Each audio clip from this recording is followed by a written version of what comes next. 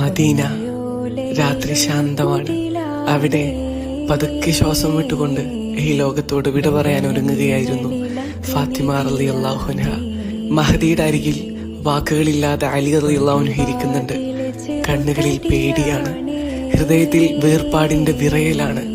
ഫാത്തിമ റളിയല്ലാഹു അൻഹ പതുക്കെ അലിയാർ തങ്ങളെ നോക്കി പറഞ്ഞു, യാ അലി, ഞങ്ങളോട് ഒരിക്കലും കള്ളം പറഞ്ഞിട്ടില്ല, നിങ്ങളെ വഞ്ചിച്ചിട്ടില്ല, ഞങ്ങളോട് ഒരിക്കൽ പോലും അനുസരണക്കേട് കാണിച്ചിട്ടുണ്ടോ? അലി റളിയല്ലാഹു അൻഹുവിന്റെ കണ്ണിൽ നിന്നും ഒരൽപ്പം കണ്ണുനീർ വീണു. ശബ്ദം തകർന്നു. അല്ലാഹുവാണേ സത്യം, നിങ്ങൾ എന്നേക്കാൾ കൂടുതൽ ശുദ്ധയും കൂടുതൽ സത്യസന്ധയുമായിരുന്നു. മഹദി വീണ്ടും പറഞ്ഞു, ഇതാണ് എന്റെ അവസാന ആഗ്രഹം. എന്റെ വഫാത്തിന് ശേഷം എന്നെ രാത്രിയിൽ ഖബറടക്കണം. അലി റളിയല്ലാഹു അൻഹു മൗനമായി തലകുനിച്ചു. വാഗ്ദാനം കണ്ണീരിലെഴുതി. അല്പസമയത്തിന് ശേഷം ഫാത്തിമ റളിയല്ലാഹു അൻഹയുടെ ശ്വാസം ശാന്തമായി. മഹദി ഈ ലോകത്ത് നിന്നും വിട പറഞ്ഞുപോയി. രാത്രിയിൽ ഖബറിനുള്ളിൽ അലി റളിയല്ലാഹു അൻഹു സ്വന്തം കൈകളാൽ മഹദിയെ വെച്ചു. മണ്ണ് വീഴുമ്പോൾ ഹൃദയം തകർന്നു.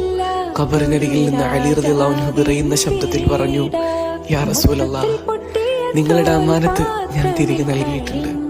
പിന്നെ ഖബറിലേക്ക് തിരിഞ്ഞുകൊണ്ട് പതുക്കെ പറഞ്ഞു, യാ ഫാത്തിമ, നീ പോയതിൽ പിന്നെ ഈ ലോകമൊട്ടും സുന്ദരമല്ല ഫാത്തിമ.